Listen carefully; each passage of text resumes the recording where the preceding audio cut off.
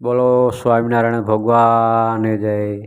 ભક્તો, આજે આપણે સત્સંગી જીવનની કથા લઈને આવી ગયા છે. તો આ કથા તમે પૂરેપૂરી સાંભળજો. અને જે ભક્તો આ ચેનલમાં નવા હોય એ આ ચેનલને સબસ્ક્રાઈબ કરી દેજો, જેથી કરીને આવનારી બધી કથા તમારા સુધી પહોંચે અને બધી કથાનો લાભ મળે.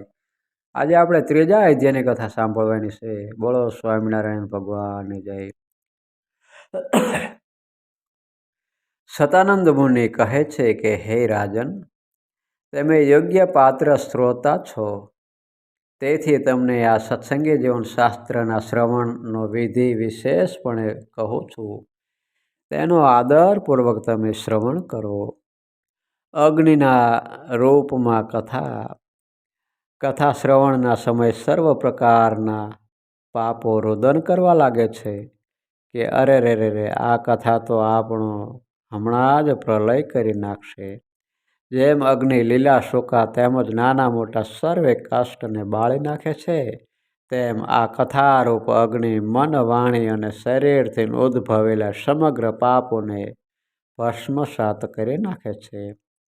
આ ભારત દેશના કથા શ્રવણ કર્યા વિનાના મનુષ્યોનો જન્મ દેવસભામાં દેવતાઓએ નિષ્ફળ કહ્યો છે.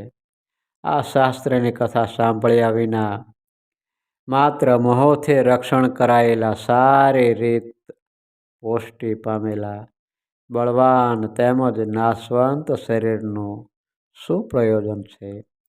સાચો પંડિત હાડકાના માળાવાળું, સ્નાયુથી બંધાયેલું, માંસ અને લોહીથી લેપાયેલું, ચામડીથી મઢેલું, દુર્ગંધથી ભરેલું, મળમૂત્રના પાત્રરૂપ જરા અને શોકના પરિપાકથી દુઃખ દેનારું, રોગનું મુખ્ય ઘર ક્યારેય ન પૂરી શકાતું, અર્થાત સદાય ભૂખથી પીડા આપતું અને તેથી જ કૃતજ્ઞ દોષોથી ભરેલું, ક્ષણભંગુર મૃત્યુ પછી કીડા વિષ્ટા કે રાખ બની જતું આ શરીર છે.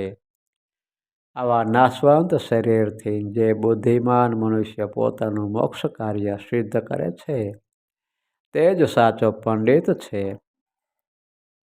જેમ સવારના સમયે રાંધેલું અન્ન સાંજ પડતા જ વિકૃતિ પામી નાશ પામે છે, તેમ તે જ અન્નના રસથી સારી રીતે પુષ્ટ થયેલા અનિત્ય શરીરમાં નિત્યતા ક્યાંથી હોય?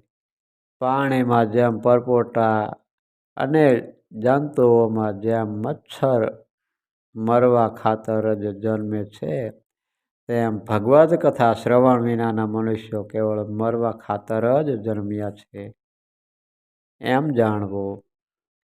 કથા આરંભનો યોગ્ય સમય પૂર્વે બતાવેલા અષાઢ આદિ પવિત્ર મહિનાઓથી મધ્યે જે મહિનામાં પોતાનું ચિત્ત સ્વસ્થતા અનુભવે, તે મહિનામાં પાપના સમૂહોને નાશ કરનાર આ સત્સંગી જીવન શાસ્ત્રની કથા સાંભળવી.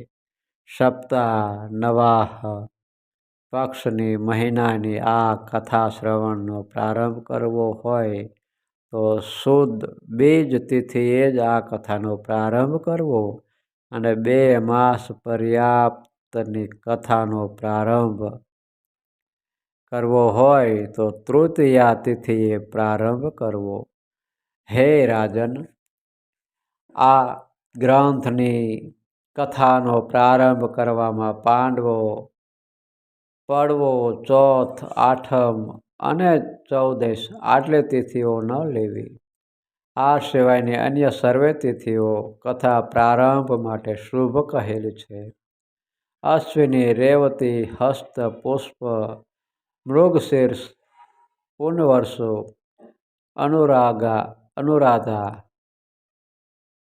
અભિજીત, સ્વાતિ, રોહિણી, શ્રવણ, ધનિષ્ઠા અને શતભિષા આ નક્ષત્રો શુભ હોવાથી કથા પ્રારંભમાં ગ્રહણ કરવાના કહ્યા છે. માટે તેમાં કથાનો પ્રારંભ કરવો. શ્રોતાજનોને નિમંત્રક પત્રિકા મોકલવી. દેશાંતરમાંથી બંધુજનો, જ્ઞાતિજનો, મિત્રો તેમજ કથા શ્રવણમાં જેઓની શ્રદ્ધા હોય તેઓને પ્રારંભના દિવસોથી પહેલાં જ બોલાવી દેવા. દેશ વિદેશમાં જે વિરકત અને દંભ રહિતના વૈષ્ણવો હોય તેમણે પણ પત્રિકા લખી બોલાવવા અને તેઓ આવે ત્યારે યથાયોગ્ય સન્માન કરવું. કથાના પ્રારંભથી 5 દિવસ પહેલાંથી જ આસન આદિ ઉપકરણો પ્રયત્નપૂર્વક ભેળા કરી રાખવા અને જ્યાં ઘણા બધા જનો સુખેથી બેસી શકે એવી વિશાળ ભૂમિ હોય ત્યાં કથા સ્થળ રાખવો. મંડપ અને વ્યાસાસન રચનારી રીત. એ પવિત્ર સ્થળે મનને ગમે તેવો કેળના સ્તંભો, પુષ્પો, ફળો તેમજ શ્રેષ્ઠ વસ્ત્રોથી સજાવેલો મંડપ બનાવવો. ચતુર મનુષ્યે એ રમણીય મંડપમાં સ્ત્રી પુરુષોને બેસવાના સ્થાનનો તેમજ સુંદર વ્યાસાનની યથાયોગ્ય રચના કરવી. તે વ્યાસાસન શ્રોતાઓના આસનથી ઊંચું બનાવવું. તેના પર ગાદલું બિછાવી તેના પર કોમળ ઓછાળ પાથરવો અને પડખે કોઠીગણ મૂકવો. આ રીતે વ્યાસાસનથી થોડા ઊંચા બાજોઠ પર બિછાવેલા કોમળ તેમજ ઉત્તમ આસન પર સુંદર પાટિયાવાળું અને કસુંબળ સુંદર વસ્ત્રથી બંધાયેલું કથાનું પુસ્તક પધરાવવું. પૂર્વે કહેલા શુભ લક્ષણોથી યુક્ત આ કથાનો વક્તાએ પ્રતિદિન પ્રભાતમાં જાગ્રત થઈ સ્નાન સંધ્યા આદિક નિત્ય વિધિથી પરવારી શ્રોતાજનોના બોલાવવાથી કથા મંડપમાં આવવો. ત્યારબાદ હાથ પગ અને મુખ પ્રક્ષાલન કરી 3 વખત આચમન કરવું. ધોયેલા શ્વેત વસ્ત્રધારી એ વક્તાએ પ્રથમ હૃદયમાં પોતાના સદ્ગુરુનું સ્મરણ કરી સભામાં બેઠેલા વિપ્ર તથા સાધુને નમસ્કાર કરીને સત્સંગી જીવન ગ્રંથને વંદન કરવા. ત્યારબાદ પોતાના ગુરુ આદિની આજ્ઞાથી વિનયયુક્ત થઈ ઉત્તરમુખે અથવા પૂર્વમુખે વ્યાસાસન બેસવું.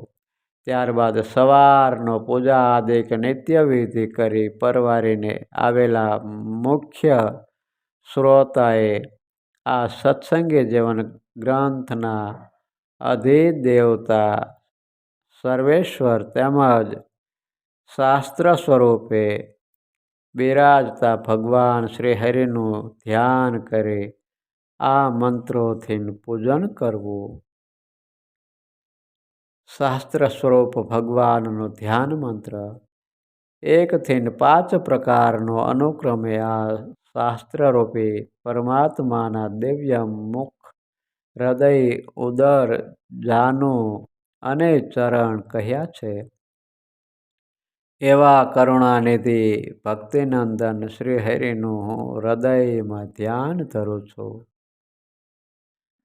રૂપ માધુરી પોતાના આશ્રિત જનોને આનંદ ઉપજાવતા સંતો તેમજ બ્રહ્મચારીઓથી સેવાયેલા અતિ રમણીય મનુષ્યાકૃતિમાં શોભતા તરુણ અવસ્થામાં રહેલા પોતાના રૂપને અનુરૂપ દિવ્ય અવયવોને ધારણ કરતા નવીન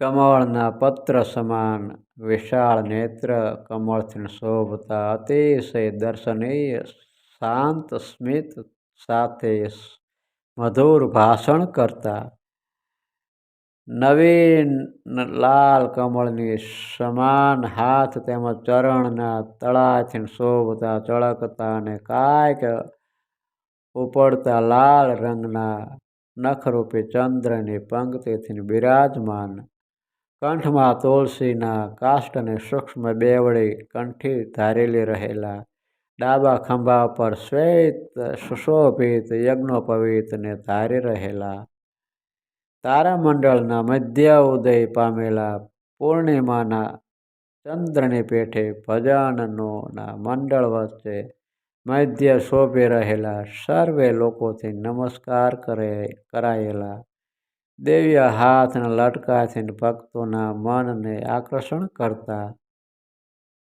તેમજ કરુણામય અમૃત ભરેલી દિવ્ય દ્રષ્ટિથી ભક્તજનોને નિહાળી રહેલા, તે ભગવાન શ્રીહરિનું હું ચિંતન કરું છું.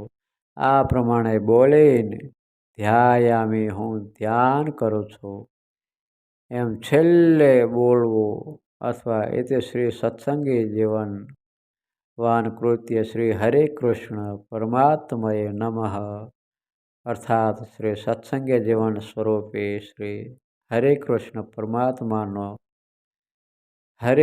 પરમાત્માને નમસ્કાર.